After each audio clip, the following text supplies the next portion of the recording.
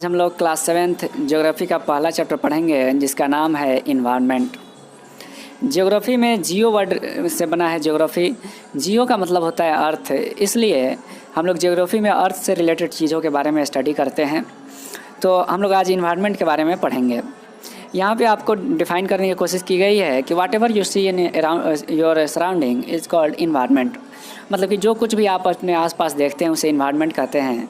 हम इसे ऐसे डिफिनीसन इसको लिख सकते हैं इन्वायरमेंट का कि everything that we see around us forms a system and this system is called environment. ये सिस्टम क्या होता है, इसमें वर्ड आ रहा है सिस्टम। सिस्टम का मतलब होता है कि कोई चीज़ हो और एक दूसरे से कोरिलेट करें, मदद करें और एक सिस्टम का निर्माण करें। जैसे कि कंप्यूटर सिस्टम होता है, मॉनिटर, कीबोर्ड, माउस, ये सब मिल करके एक दूसरे का सहायता करते हैं और वो एक कंप्यूटर सिस्टम का निर्माण करते हैं। उसी तरीके से इन्वायरमेंट में जो कुछ भी हम लोग आसपास में देखते हैं, चाहे वो पेड़ हो, पौधा हो, फल हो या रोड हो या आपका घर हो, जो कुछ भी है वो सभी मिलकर एक दूसरे का मदद करते हैं और सिस्टम का निर्माण करते हैं। इसी सिस्टम को इन्वायरमेंट कहते हैं। इन्वायरमेंट में दो तरह के ऑब्जेक्ट्स होते हैं, एक नेचुरल होते हैं या मैनमेड होते हैं। नेचुरल ऑब्जेक्ट्स आप देख सकते हैं एयर, वाटर, सॉइल, पेड़ पौधे, जंतु, जीव जंतु।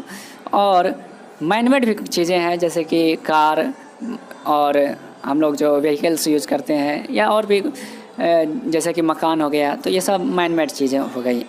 इन्वायरमेंट हमारे बेसिक लाइफ सपोर्ट सिस्टम है। मतलब कि पूरी तरीके से बेसिक चीज़ों का जो कुछ भी ज़रूरत होता है इंसान को, वो इन्वायरमेंट पूरा करने का काम करता है। अब जैसे कि हम लोग जो सांस लेते हैं वो एयर से आता है जो कि इन्वायरमेंट का पार्ट है। वाटर जो ड्रिंक करते हैं वो भी इन्वायरमेंट से आता है। फूड जो खाते हैं वो भी इन्वायरमेंट से आता है। तो इसलिए इसे बेसिक सपोर्ट सिस्टम कहा गया है। इन्वायरमेंट को बदलने में ह्यूमन का रोल बहुत बड़ा है। देखिए, जैसे कि कोई पार्क होता है या कोई फील्ड है, तो उसे वो फील्ड है अभी एक इन्वायरमेंट का पार्ट है वहाँ, लेकिन वहाँ पे बड़ा बिल्डिंग बनाए तो इंसान ही बनाएगा। तो इंसान जो है बहुत बदलाव करता है इन्वायरमेंट में अपने नीड के अनुसार। तो जैसे कि कार बनाता है, फैक्ट्रीज़ के ज़रिए मैन्युफैक्चरिंग करता है, तो ये सब इन्वायरमेंट में जो बदलाव लाते हैं वो इंसान बहुत बदलाव लाते हैं। यहाँ पे इन्वायरमेंट के कंपोनेंट्स को कैटेगराइज करने की कोशिश की गई है। जैसे कि कंपोनेंट्स ऑफ इन्वायरमेंट है तो उसे कुछ पार्टों में बांटा गया है। यहाँ पे आपको दिखाया गया है कि नेचुरल एक तरफ हो गए और फिर मैनमेड हो गए, ह्यूमन मेड, और एक ह्यूमन को अलग ही कैटेगरी में रखा गया है क्योंकि इसका इम्पोर्टेंट बहुत है ह्यूमन का, इसलिए। और आप नेचुरल में देख सकते हैं कि वो थिंग्स हैं जो कि लिविंग हो, जीव जंतु।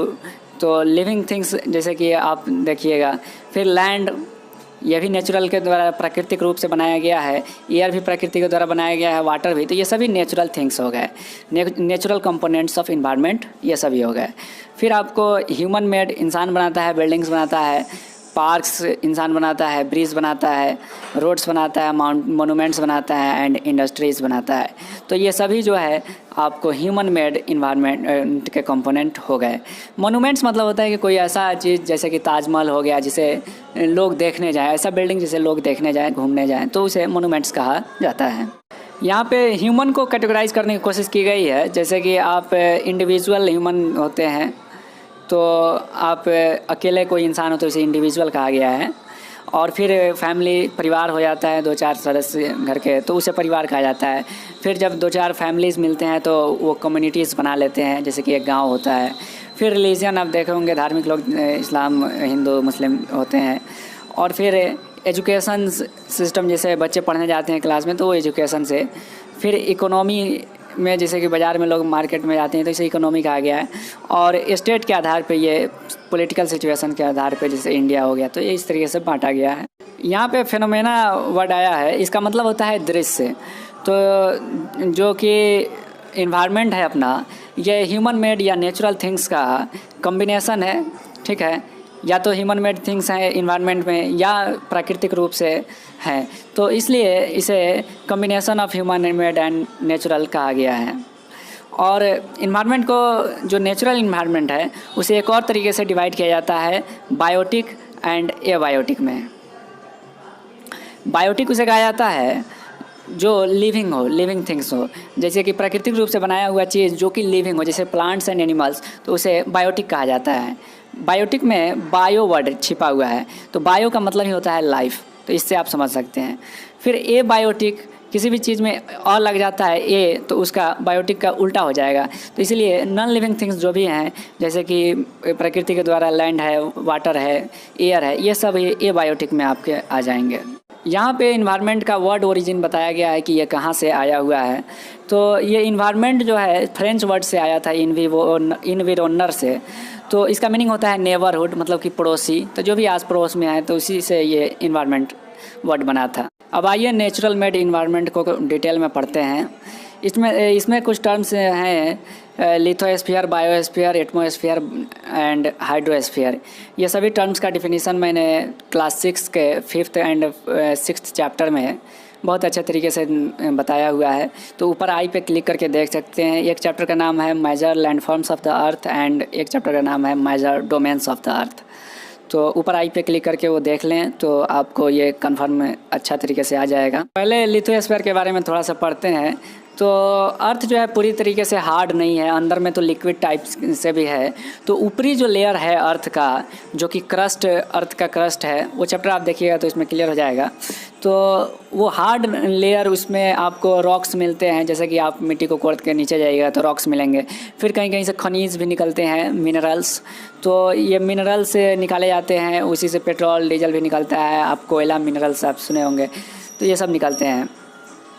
उसके बाद इसी के ऊपर से जो टॉप लेयर है उस पर थोड़ा सा पतली सी चादर की तरह सॉइल है, जिसमें हम लोग धान गेहूँ ये सब उगता है। तो सॉइल नहीं होता तो ये सब नहीं उगता। तो इस तरीके से इसकी बनावट है। लिथोस्फीयर में ही ये सब आते हैं। फिर ये लिथोस्फीयर पूरी तरीके से प्लेन नहीं है, ये पूरी तरीके से प्लेन नहीं है। कहीं कहीं उबड़ खाबड़ है, कहीं लैंडफॉर्म्स है, कहीं ऊंचा है, कहीं नीचा है, जैसे कि कहीं माउंटेन्स है, कहीं प्लेट्यूज है, प्लेन्स हैं। तो ये माउंटेन्स, प्लेट्यू, प्लेन्स भी आपको उस चैप्टर में मिल जाएंगे। वैलीज मतलब होता है कि निम्न भूमि, जैसे घाटी कहा जाता है कि जैसे पहाड़ है ऊंचा और दो पहाड़ों के बीच या दो पहाड़ के नीचे जो समतल ज़मीन होता है उसे वैलीज कहा जाता है।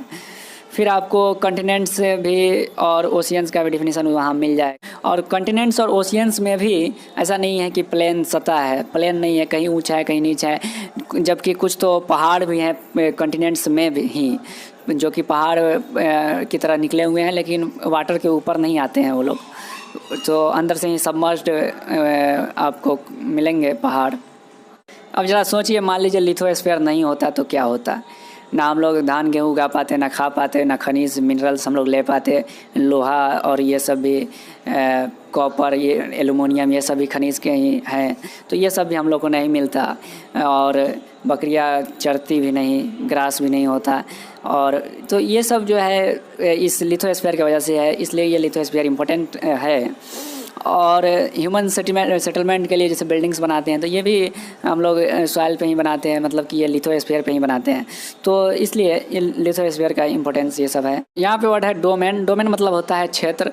तो जो पानी वाला क्षेत्र है जितना भी पृथ्वी पे, उसे वाटर हाइड्रोस्फीयर कहा जाता है। तो हाइड्रोस्फीयर आपको सी, ओशियंस, लेक्स, रिवर्स, ये सब आप समझते होंगे। और फिर एटमॉस्फेयर है, तो जो एयर का जो इन्वेलप है उसे एटमॉस्फेयर कहा जाता है। तो ये आप जब आकाश में ऊपर जाइएगा तो ऊपर जाते जाते एयर कम होता जाता है और एक समय ऐसा आता है कि वैक्यूम आ जाता है, मतलब कि एयर होता ही नहीं है।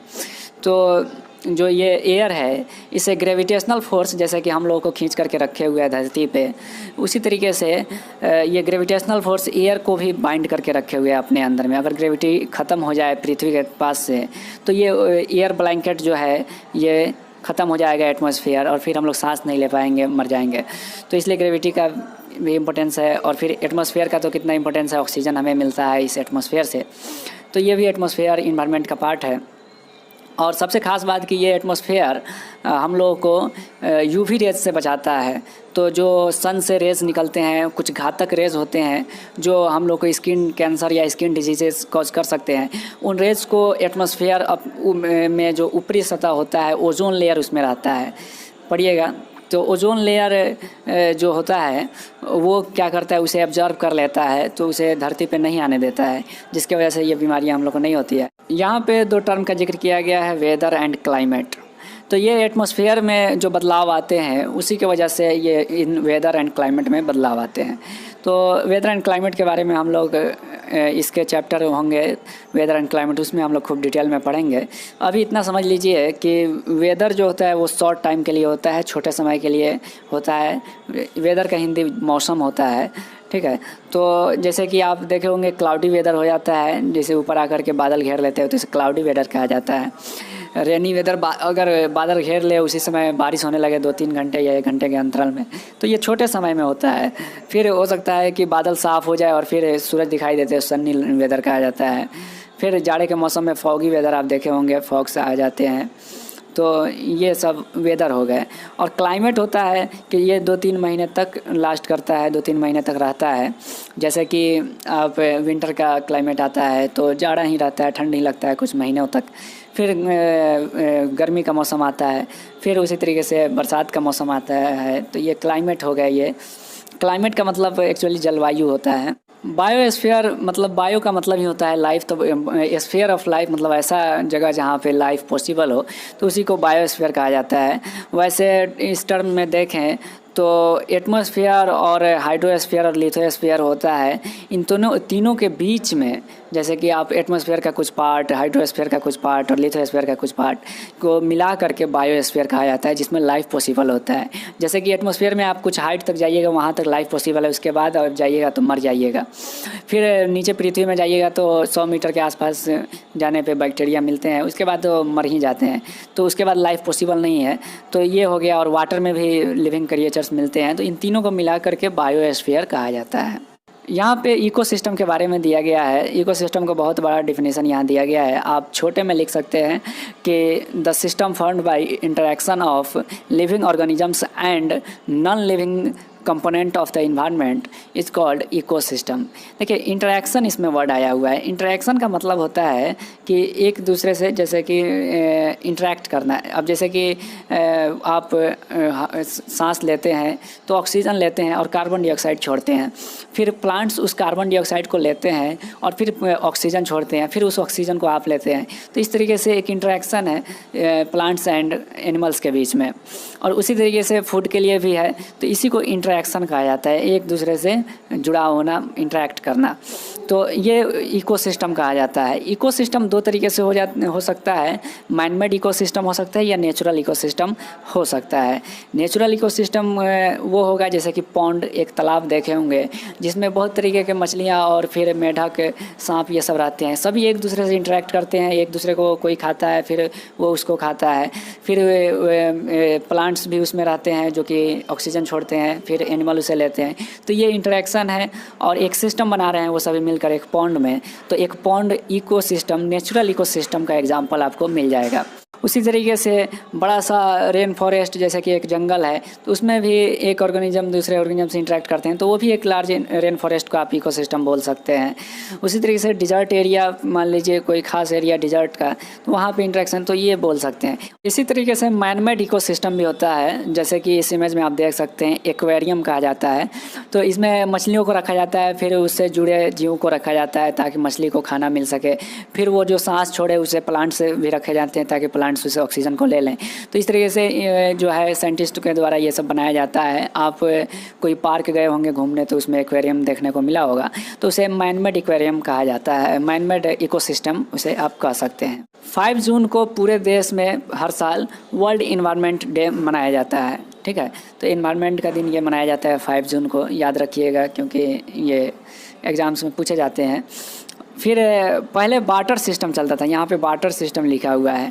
तो पहले क्या होता था कि मनी नहीं था, पैसा तो था नहीं, तो होता ये था कि भाई अपना सामान तुम दे दो और हम उसके बदले में ये सामान ले लो। जैसे कि एक बकरी हम दे रहे हैं तो तुम उसके बदले में मुझे मेरा कपड़ा सी दो, चाहे कुछ और भी। तो इस तरीके से बार्टर सिस्टम में जो है गुड्स का एक्सचेंज होता था, ठीक है, सामान का एक दूसरे से आदान प्रदान होता था, मनी का यूज़ नहीं होता था। तो बाद में मनी का जब ज़रूरत पड़ा तो ये पैसा लॉन्च हुआ, तो पैसा अब यूज़ होता है।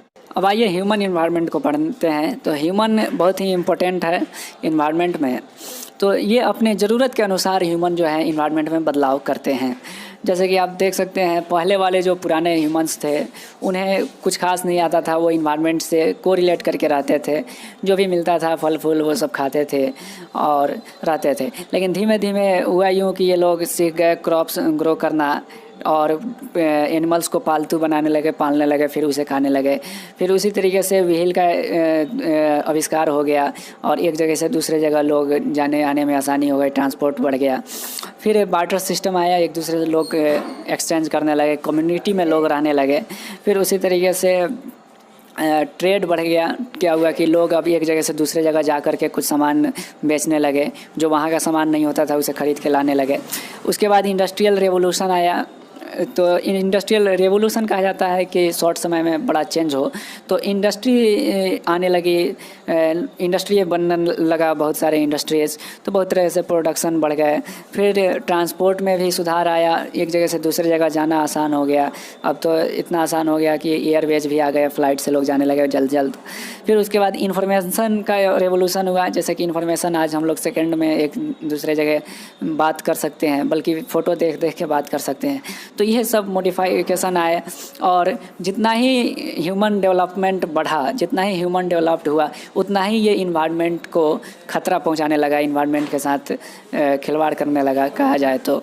अब तो यहाँ तक हो चुका है कि वाटर भी पॉल्यूटेड हो रहा है, और दिल्ली के वाटर के बारे में आप सुने होंगे। फिर एयर पोल्यूशन का, और फिर भूकंप भी, अब उसके बाद रेन, कभी कहीं सुखाड़ आ जा रहा है कहीं। तो ये सभी इन्वायरमेंट को जो है ये ह्यूमंस के द्वारा गलत तरीके से यूज़ किए जाने से हुआ है, जैसे कि प्लांट्स को काट रहा है ह्यूमंस। तो इन सभी को रोकना चाहिए। एक बैलेंस बनना बहुत ज़रूरी है ह्यूमंस एंड इन्वायरमेंट के बीच में, क्योंकि इन्वायरमेंट के बीच में और ह्यूमंस के बीच में ये जो परफेक्ट अगर बैलेंस रहेगा तभी ये साथ साथ जी पाएंगे। अब ये मान लीजिए पेड़ पौधे को काट देंगे तो फिर कहाँ से ऑक्सीजन मिले।